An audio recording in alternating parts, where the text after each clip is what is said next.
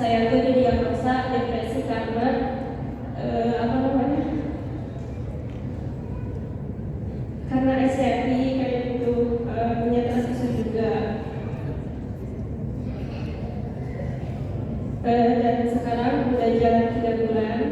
Sebenarnya untuk ngalamin overthinking dan lain-lain, sering nangis dan lainnya itu udah hampir 1 tahun lebih. Cuman untuk ke psikiater baru jalan 3 bulan. Nah ini tuh kemarin juga overthinking karena lagi nyusun skripsi juga. Nah itu ngaruh banget ya sama asam lambung juga. Udah 2 kali dirawat juga, masih tetap sampai sekarang sering kalau ada kepikiran sedikit muntah-muntah kayak gitu. Nah terus pertanyaannya, bagaimana menangani mengelola overthinking itu? Soalnya beberapa kali juga kayak meditasi, kayak nulis-nulis kayak gitu, kayak terapi, hal-hal yang saya tahu gitu, tapi tetap saja ada rasa overthinking itu. Nah terus untuk akar overthinking itu ada juga dari pasangan. Nah waktu itu karena overthinking karena pasangan, saya lepas pasangan itu, tapi ternyata saat saya sakit, saat saya ada di bawah, dia tuh malah kayak support gitu. Jadi saya bingung gitu antara melanjutkan atau tidak, karena dia sudah sudah ada niat baik ke saya gitu untuk melangsungkan ke jenjang serius kayak gitu. Mungkin gitu aja pertanyaan dari saya. Terima kasih. Wassalamualaikum warahmatullahi wabarakatuh.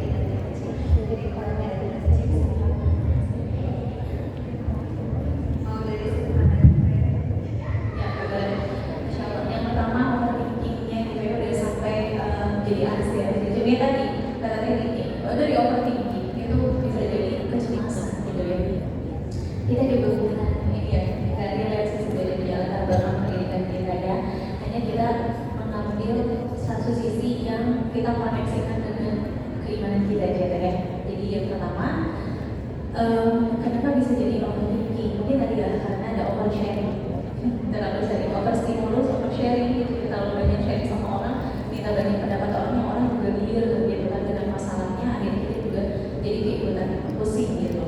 Nah pertama udah sampai diagnosis gitu, tapi kalau saran saya lanjutkan pengobatannya. Jadi gini, kadang kita itu ketika kita bilang bahwa kita lagi gak baik-baik aja mentalnya, masih ada stigma, tapi gak sekuat dulu ketika tahun 2010-an gitu, ketika saya terjun pertama kali ke dunia psikiater gitu ya, ke dunia kesehatan jiwa. Itu di sana kalau dulu tuh masih benar-benar yang kayak ketika tetek-tetek itu dia aja duduk di depan polisi psikiater, polisi jiwa, itu pasti pandangan orang-orang itu udah beda banget gitu ya, stigmanya masih tinggi. Tapi sekarang alhamdulillah gitu ya, jadi lebih berkurang walaupun masih tetap ada gitu ya. Apa sih sebenarnya penyakit, bedanya penyakit jiwa dengan penyakit organ? Contoh, kalau kita mendengar teman kita punya penyakit misalkan ternyata ada jantung, ada diabetes segala macam, biasa aja, maksudnya biasa aja, tidak kita buah ketika mendengar teman kita punya penyakit yang mengganggu jiwanya. Padahal sama aja, itu mah tempatnya di jiwa, yang ini mah tempatnya di organ, ada obatnya. Ketika orang yang berobat karena punya penyakit jantung, punya penyakit diabetes segala macam, kita biasa aja nggak sih? Biasa. Tapi kenapa kita jadi ketakutan kalau kita mengkonsumsi obat-obat yang dokter resepkan untuk kita? Jadi kalau saran saya lanjutkan sambil gitu ya. Jadi pengobatan untuk pasien-pasien seperti itu yang saya dapatkan dulu dari ngobrol dengan psikiater itu berkesinambungan antara obat dengan yang lainnya gitu ya. Jadi terapi penunjangnya ada, bukan hanya dari obat.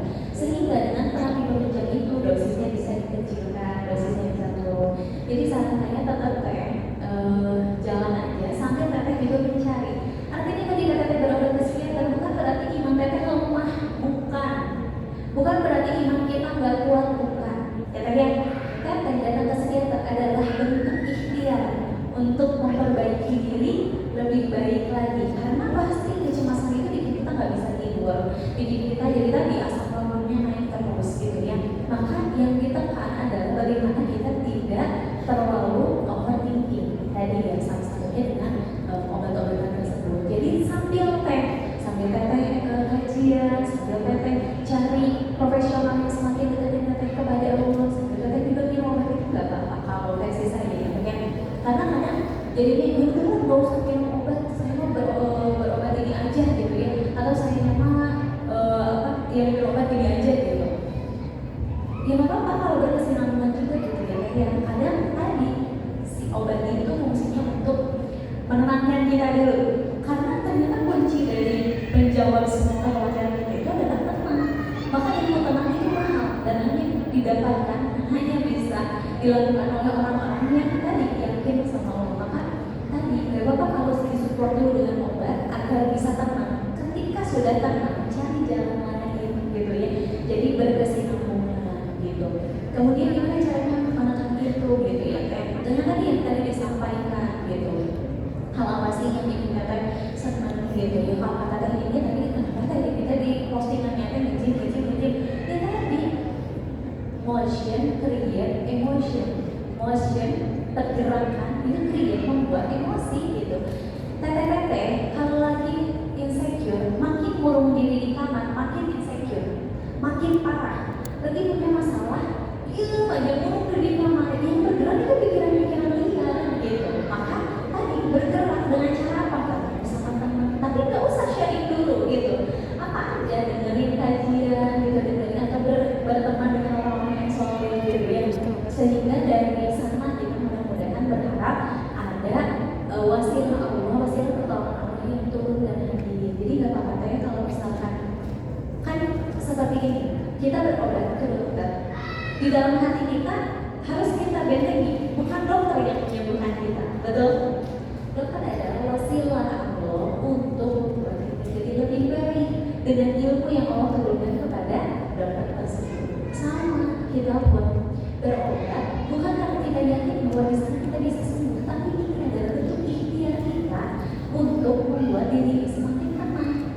Ya, jadi secara hati, itikadnya hati itu bisa ke Allah. Maka tadi munajat, ya Allah, kalau permasalahan ini bisa selesai dengan pertolongan-Mu kepadaku melalui tangan-Mu sendiri, mudahkan untuk aku bisa melewatinya. Tapi pun ya Allah, jika pertolongan itu Kau hadirkan melalui perantara orang lain, melalui lisan orang lain, hantarkan ya Allah kaki ini untuk datang kepada orang yang amanah dan orang yang bisa semakin mendekatkanku dengan Engkau melalui lisannya. Jika ternyata Allah dorong kaki ini untuk datang ke psikiater, itu jawaban dari Allah, karena kita yang minta dulu sama Allah. Sehingga apa? Sehingga tidak ada penyesalan di kemudian hari kalau kita sudah menyampaikan dulu semua yang kita rasakan itu kepada Allah. Jadi kita sama Allah untuk dihantarkan, kalaupun tidak ke profesional, kepada teman yang bisa semakin mendekatkan diri kita sama Allah. Gitu ya. Yang kemudian yang kedua tadi apa? Ta'aruf ya. Lanjut atau enggak? Pertama, kita harus kenal dulu diri kita. Sebenarnya saya ini sudah butuh untuk menikah. Ketika dirasa ada hal yang tadi atau ini lain, nggak usah dihijau-hijauin, maka harus tahu dulu diri kita. Contoh, kita tuh nggak bisa ngetolerir orang yang kalau marah nadanya tinggi. Ketika kita melihat di depan kita kalau marah tentang daging, ya udah kita mundur, gitu ya. Karena kita tidak bisa merubah seseorang. Tadi ya ini yang suka banyak yang terjadi adalah yang tadi ini. Saya menikah, harapannya saya bisa merubah dia lebih baik. Padahal kelihatan mereka itu gitu ya. Kita nggak bisa gitu. Tapi kalau kita udah kadung cinta, jadi kayaknya bisa deh. Kita hijauin aja gitu. Kita green flag-nya lagi gitu ya. Jadi kita tidak bisa merubah seseorang. Yang bisa merubah seseorang adalah dirinya sendiri dan Allah yang memberikan taufik hidayahnya kepada seseorang itu. Jadi teteh harus knowing your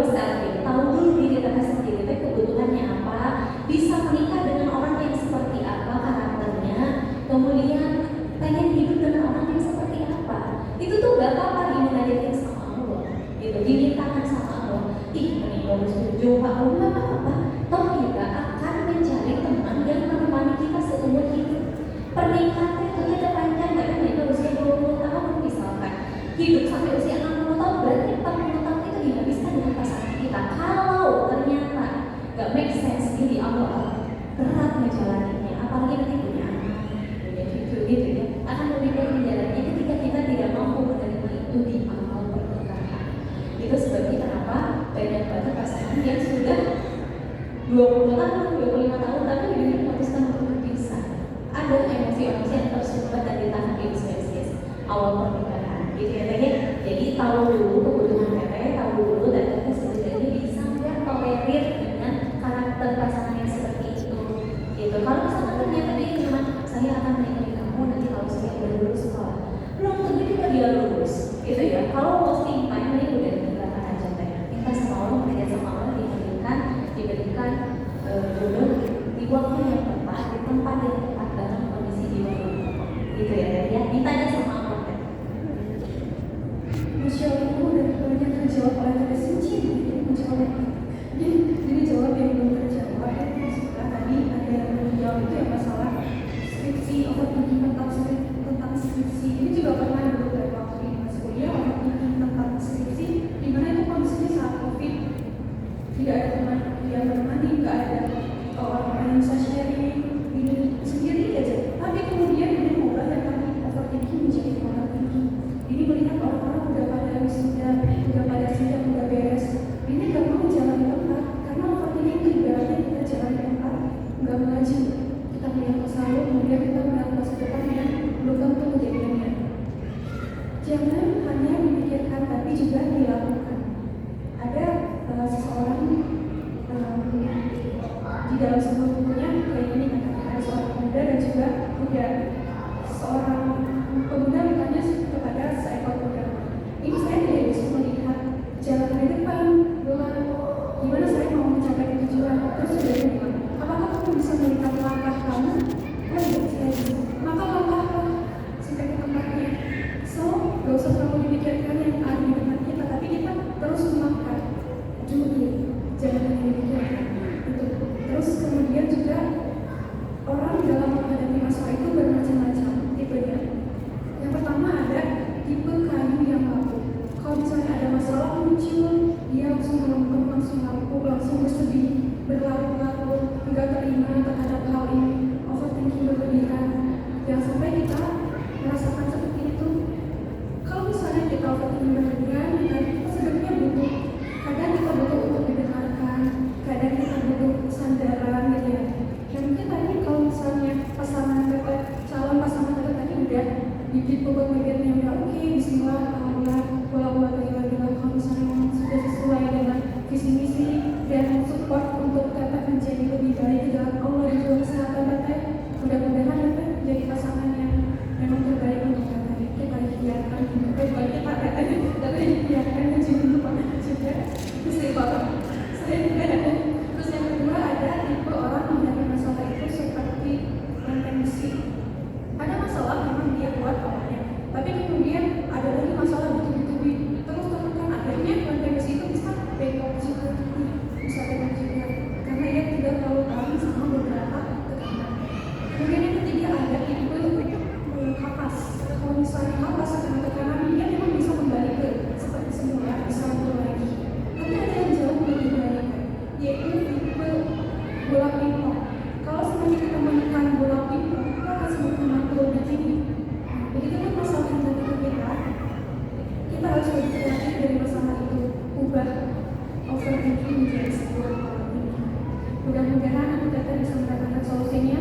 Mungkin ini saya dan Desi hanya bisa berkata apa yang segininya. Mudah-mudahan nanti mau memberikan solusi, karena insya Allah di setiap ujian itu akan ada kekuatan yang lebih. Satu masalah yang kita datangkan, satu masalah yang kita dapatkan akan ada sebelum kebaikan. Dan ujian kita yang begitu berat, insya Allah akan Allah hadiahkan spesial buat kita. Insya Allah. Luar biasa sekali jawabannya. Itu berangkat dari sudut pandang yang luas gitu ya. Kita melihatnya tidak hanya ya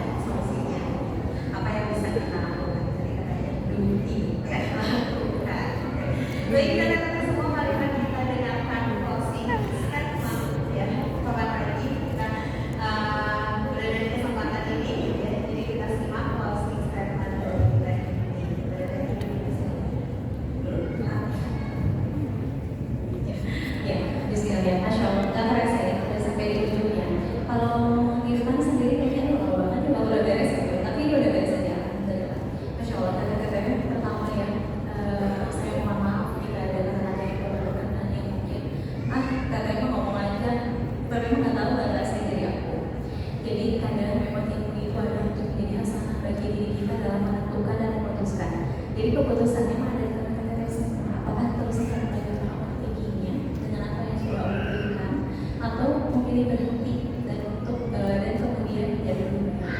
Karena overthinking itu bukan untuk didekap, tapi untuk didewaskan. Gitu. Overthinking itu memang harus dihilangkan, bukan untuk kita lupakan.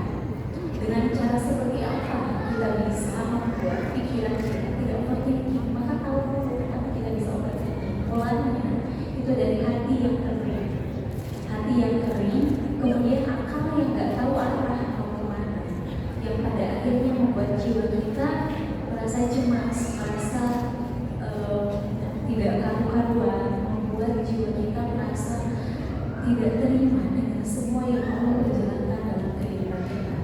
Bagaimana caranya agar kita bisa membuat hati kita dan pikiran kita itu terkoneksi senantiasa kepada Allah, yaitu dengan memberikan afirmasi positif. Dalam Islam, afirmasi positif itu selalu kita berikan, selalu kita lakukan dengan apa? Dengan sholat. Kalau sholat berat gitu ya, lakukan, karena dari sana kita bisa berkomunikasi sama Allah. Cara bagaimana kita berkomunikasi kepada Allah, cara bagaimana kita merilis emosi kita adalah dengan kita berkomunikasi sama Allah di dalam setiap sholat. Dengan zikrullah, segitu banyak asma-asma Allah, 99 asma husna. Kita bingung ya Allah, mau yang mana nih yang aku sebutkan, gitu ya. Minimal kalau kita bingung mau yang mana, sebutkan semuanya ya. Pelan-pelan pasti kita juga bakalan bisa menyadari bahwa kasih sayang dan karunia Allah itu bakal banyak. Ngapain kita mikirin hal-hal yang sudah jadi kepengaturan Allah? Ngapain kita mengambil haknya Allah terhadap diri? Rezeki, jodoh, itu sudah ditentukan sama Allah. Yang tidak Allah jamin akhir hidup kita teh. Maka persiapkan diri untuk menyiapkan akhir kehidupan kita itu mau seperti apa? Gitu ya. Bingung masalah keluarga, bingung masalah anak, bingung masalah kehidupan sendiri, bingung sama iman, itu semua kanan dan kiri. Gitu ya. Di Quran surat Al-Araf ayat 16 sampai 17 gitu ya. Setan berazab gitu ya. Setan bilang sama Allah, karena engkau telah mengutukku gitu ya, maka aku akan menyesatkan manusia dari mukanya, dari depan, dari kiri dan kanan gitu ya. Dari depan apa? Diberikan rasa cemas akan masa depan, bisa makan gak ya, nikah gak ya gitu ya, bisa nyediain anak-anak gak ya. Dari sisi belakang kita akan dibuat putus asa sama setan. Dibuat putus asanya seperti apa? Dosa kamu udah terlalu besar, ngapain kamu minta lagi sama Allah gitu. Dari kiri dan kanan, sesuatu yang bikin kita jadi gak nyaman juga. Dan itu ipar, entah itu tetangga, entah itu mertua, semuanya hal-hal yang cuma setan goda dari arah depan, belakang, kiri dan kanan. Tapi ada satu anak yang tidak digoda sama setan. Dari arah mana?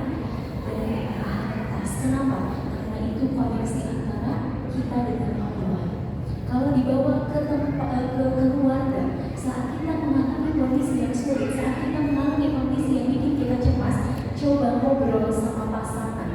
Kalau dibawa kepada status kita yang masih single, coba ngobrol sama orang tua. Karena bisa jadi Allah turunkan busyra, Allah turunkan pandangan, Allah turunkan jalan keluar melalui lisan pemimpin kita. Bagi yang sudah beristri itu suami, bagi yang sudah bersuami itu suami gitu ya. Bagi yang belum menikah itu orang tua kita atau murabi kita. Maka carilah murabi, carilah guru bagi diri kita. Saat kita sedang mengalami satu masalah, satu kekecewaan, satu kekeliruan gitu ya, coba tanya kepada guru pribadi kita. Maka nggak boleh kita jalan sendiri. Skripsi aja dan pembimbingnya ya. Hidup pun seperti itu. Kita harus senantiasa punya guru yang membimbing kita bisa menjalankan semua syariat Allah dari kita. Kalau dengan zikir aja kita sulit minimal istighfar, merunduk di hadapan Allah, meminta kepada Allah untuk diampuni segala dosa-dosa kita, karena overthinking bisa datang dari kezaliman diri kita dan kebodohan diri kita. Maka istighfar minta sama Allah untuk diberikan pengampunan atas dosa-dosa yang sudah kita lakukan kepada Allah, gitu ya. Maka stop overthinking, yakin sama Janji-janji Allah itu adalah inspirasi. Yakin bahwa Allah akan menunaikan janjinya terhadap kita. Kita akan senantiasa diberikan sama Allah rezeki karena kita sudah diciptakan olehnya. Maka jangan khawatirkan tentang rezeki kita. Tugas kita ikhtiar. Tapi jangan juga mengambil hak Allah terhadap hasil dari ikhtiar kita. Gitu. Kemudian bagi orang beriman, sabda-sabda Rasulullah adalah motivasi yang terus menggerakkan sehebat apapun masalahnya, sehebat apapun tantangannya, setidak mungkin apapun yang ada di hadapan kita untuk kita selesaikan. Percaya bahwa Rasulullah senantiasa menyayangi kita. Rasul senantiasa menanti untuk kembali bersama dengan beliau di jalannya Allah. Kita ya tadi percaya sama janji Allah, menjadikan motivasi sabda-sabda Rasulullah itu adalah motivasi terbesar yang terus menggerakkan kita karena kita ingin di jalan bertemu dengan Allah. Gitu ya, percaya sama Allah dan duit kata-kata ini. Ya, luar biasa sekalian ini closing statement-nya itu perlu kita ingat ya di dalam diri kita, dan semoga kita bisa mengaplikasikan apa yang tadi sudah disampaikan. Situ aja mungkin dari ya dibersihkan karena maaf ya. Biasanya posting statement ini jadi quotes of the day, terus posting di sosial media. Gak apa-apa katakan teman-teman, tapi yang terpenting kita mengaplikasikan juga di dalam hidup kita. Kita harus singkat bismillahirrahmanirrahim. This is my closing statement. Kehidupan akan jauh lebih tenang jika kita tidak overthinking terhadap segala sesuatu. Karena baik buruknya hal yang kita dapatkan itulah takdir Allah yang telah dipersiapkan. Tindakan kita tergantung dari cara berpikir kita. So, bagus menjadi husnuzon. Ibaratnya dari gravitasi yang naik rendah ke satu, begitupun cara berpikir kita. Kita memikirkan hal-hal negatif, maka justru hal-hal negatif itulah yang akan datang ke diri kita pun sebenarnya.